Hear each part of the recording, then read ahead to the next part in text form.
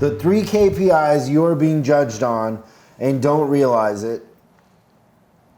And so the first one is profitability, right? So the thing that we find more and more, and I think it applies to shop owners too, is you ask like, what is your profitability? And nobody knows. And I always thought that the reason for doing business was profitability. That is the nature of the beast, for sure. Like the reason for doing charity is not profitability. Unless you're a very profitable nonprofit. Which is very common. Can be. You can have a high salary. They don't cap salaries in nonprofits. Maybe we should turn this into a nonprofit. We could. No, they don't. Unless so you can pay yourself like $5 million a year? Absolutely. And it happens on a regular basis. Really? It's non-for-profit means that you're not seeking to have profit, but it doesn't mean that there's not stuff. Hey, there's overhead. We have to run the organization. Yep, we need exactly a CEO. Right. Yeah. So there's no governors on charitable organizations and the profit that they can pay out, but there is on shops and service departments. That's right. What are they governed at? What's the limit for how much profit you can make? Well, it's America. There's no limit. You just said there was. He did. I didn't. No, there's a limit. You shook your head. You agree with them. No, I did not. You did. No. It's a conspiracy. No, I did not. Not at all. So do you know what, okay, so I agree with you, and profit is key. And from the advisor position, it's interesting because we can get so stuck in the 4-letter word. Do you know what that 4-letter word is? Shih Tzu. Shih Tzu. B-U-S-Y, being busy. So you can get caught up in activity, but you don't follow the profit. And a lot of times there's work that we can actually do that will be profitable, and then there's other work that we take in that is not profitable. And I just look at so many times I've said yes, trying to help somebody, but at the same time, I didn't think about the profit, and then it actually cost us money. And you got to realize that every minute of your day counts. The productivity of the shop, you've got to get that work out. And if something's going to steal profit and time, it's going to cost you to fix that car. And we should not pay to fix our customers' cars. So we have to be smart and realize that being busy is a 4-letter word, and you want to be profitable. So when people ask me, how am I, you guys are really busy. I said, hey, I'd rather be profitable than busy. So the thing that I know in the dealership world is the financial statements, if you're good and you know what you're doing, usually print around the 3rd of the month. Mm-hmm. If you're old school and slow, they print around the 10th of the month. But either way, a general manager or a dealer is getting that financial statement, and the first thing they're doing is opening it up and looking at profitability by department. Yep. Most of the time, the service manager never sees that, but they're being judged on it. And it's a trick bag. It's a trick bag from the dealer's side that they're not educating them on that. They're not sharing it with them. It's like the best kept secret that you're judged on. right. Like I can't think of another analogy of something like that where you're judged on it, but you're not involved in it. Well, and how much of it do you control too, which is through awareness needs to be brought that if you're a service manager and you don't have access to it, you need to get access to it because your job and your career is riding on that profitability, that bottom line number. Well, I think what happens is that people come into the service manager position, and let's say that their pay plan's based on gross profit. Right. They assume the social contract that their measuring stick is gross profit. The truth is that it's net profit, it's total profit at the end. Whether or not they know or are exposed to it doesn't change the fact that this is judgment, not what they think it is with the pay plan. That's why it's so easy for them to come in, and then they might generate a ton of gross profit, overexpend, right, and have their expenses exceed their increase in gross profit. They're losing money, they're jobless, and they don't even figure it out at the end. I was trying to think of it too, like I can't think of an industry where we're judged on something that we're not privy to the information. Like that's I've always said it's like driving a car without a steering wheel. Like you have a brake and an accelerator, but you can't really steer. And so, but what happens in dealerships is most of the general managers or dealers come from car sales. Yep. Mm-hmm. So they're not sharing the service and parts numbers that much because they don't understand them.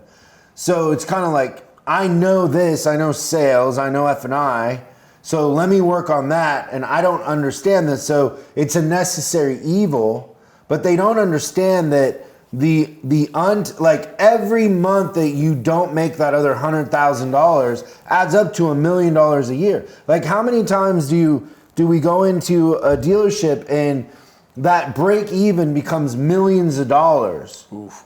Like very quick, because $100,000 a month, $200,000 a month, it adds up, right? Like you were showing me a client that was that literally, if we stayed on that pace, would be 10 million a year.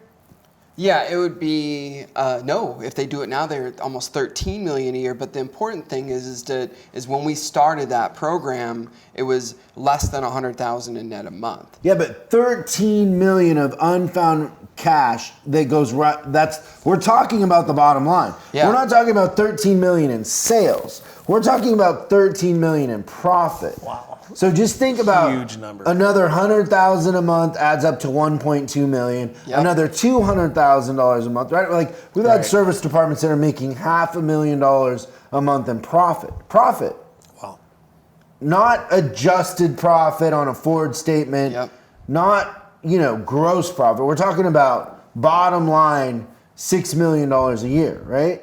Well, and I think the important thing right now is to understand that the pricing of our service and the labor is going to drive profitability.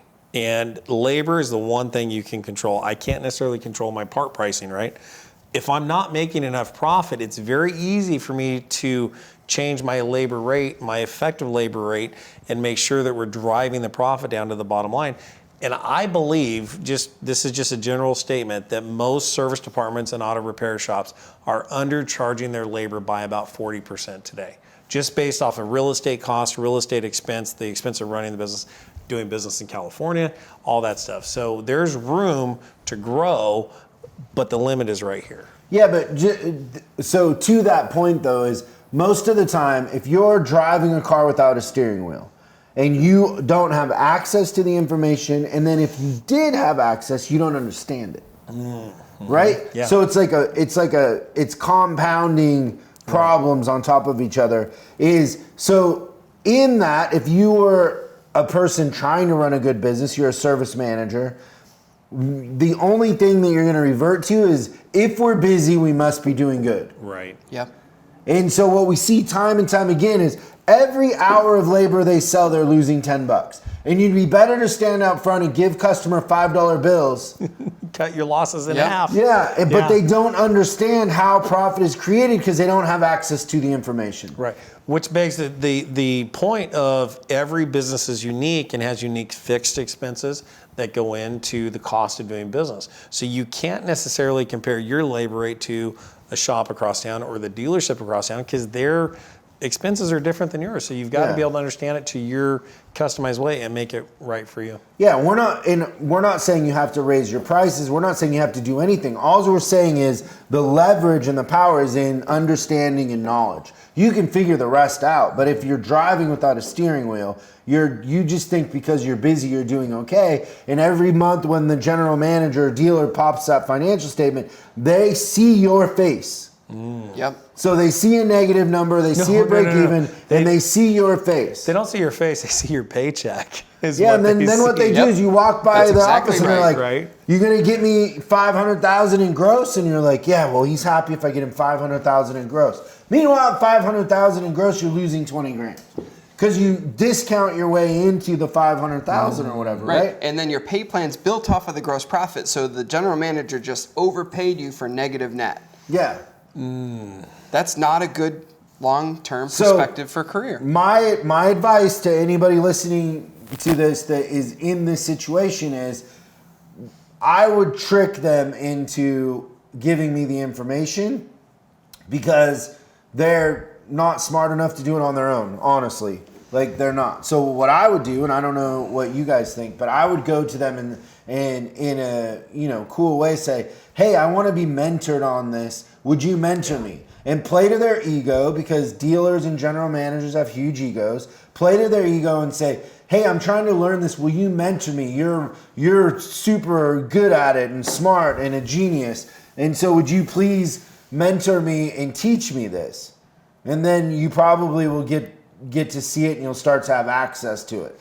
But I would do that because the turnover in service managers happens more because of this reason than anything else, even though nobody realizes it. Yeah. You're firing the service manager because he's not getting you a result, but you never gave him the tools or the training to get the result. I don't know how many times a dealer calls us and they're like, hey, we're going to hire you as soon as we get a new manager. And we're always like, give us the manager you got. We can fix him.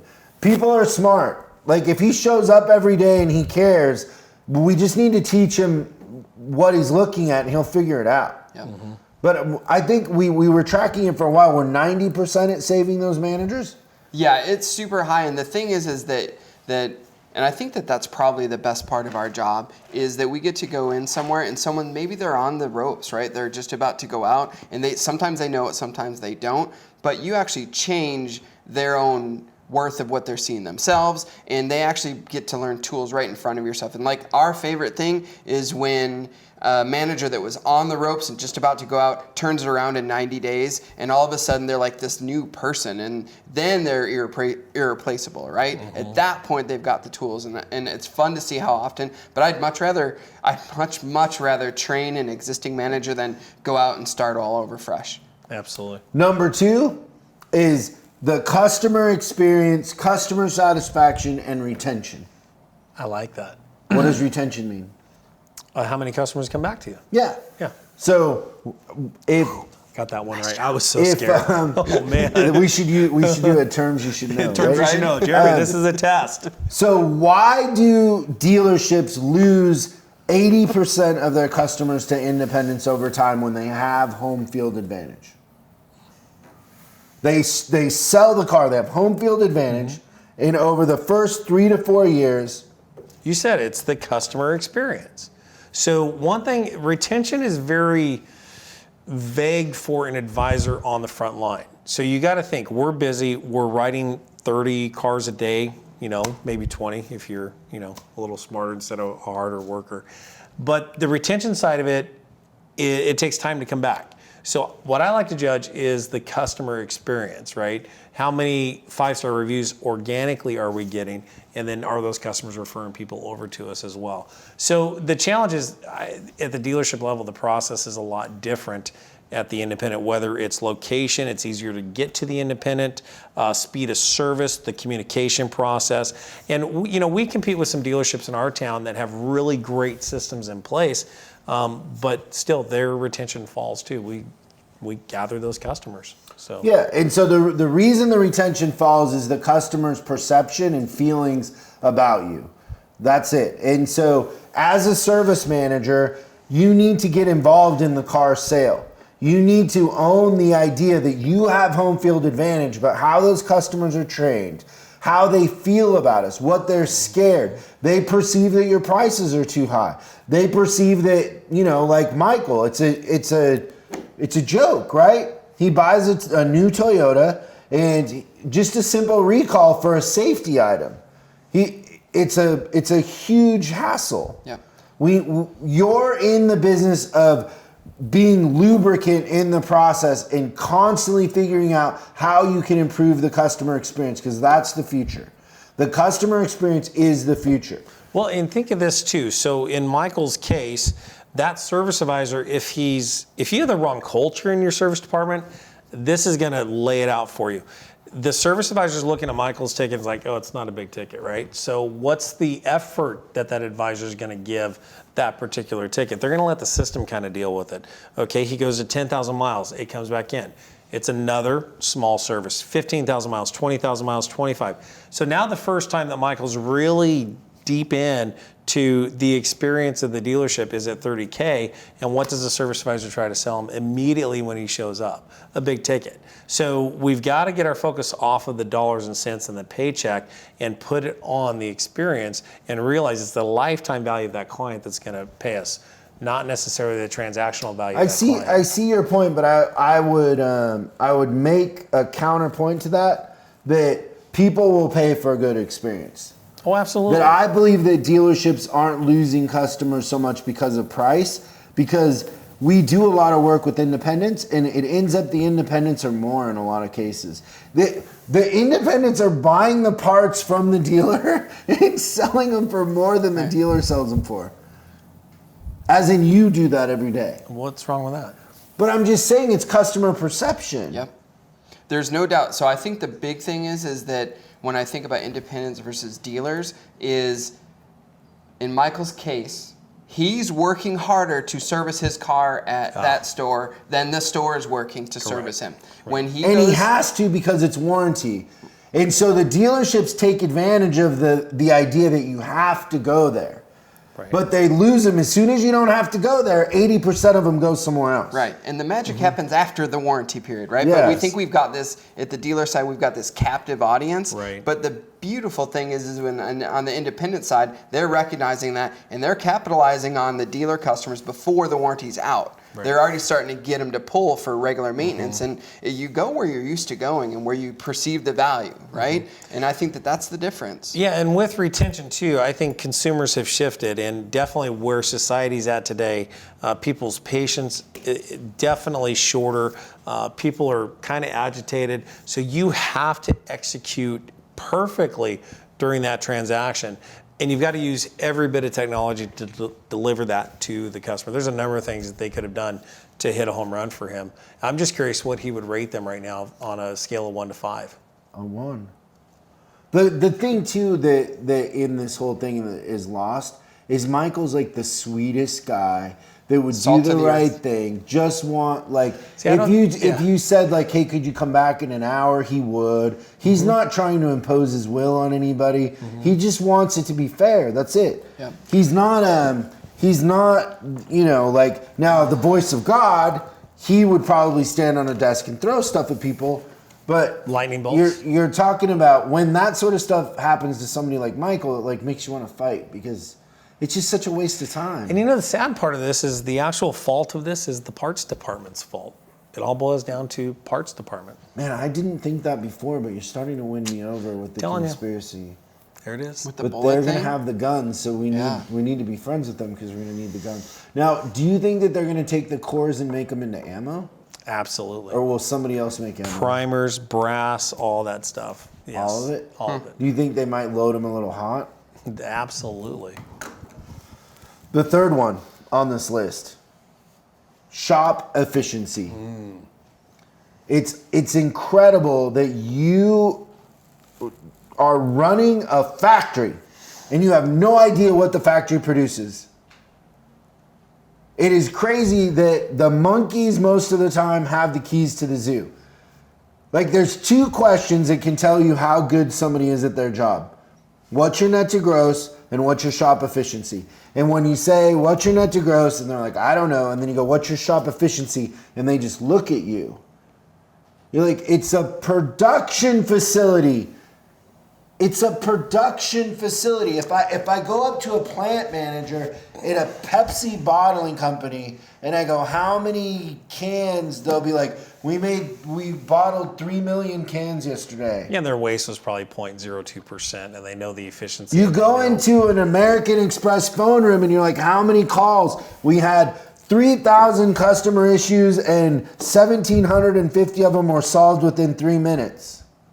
Nice. And it's probably posted on a board somewhere for everybody No, it's to on a see it. TV. Yep. Like the idea that your shop doesn't have the numbers posted, that you're not judging your shop on production, and your shop is running you're not running your shop, is a recipe for disaster. It's suicide. The missing link there, the hardest part of this, efficiency boils down to human behavior.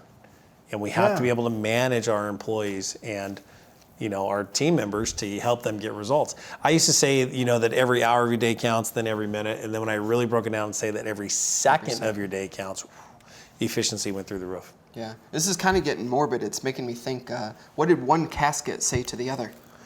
Wait, I know this. Hold on. Is that you coughing? Is that you coughing? Nice job. Good job. Good one, man. That was awesome. I wrote that down. Thank you so much for watching this clip of Service Drive Revolution. Now you can catch the full episode on YouTube, iTunes, or Spotify, or wherever you consume your podcast. If you have any questions, go ahead and post them in the comments below. Make sure you subscribe and hit the bell icon so you're notified when we post new episodes. I'm Chris Collins, and you can find me on Facebook and Instagram at Chris Bulldog Collins. And I'll see you again on the next episode.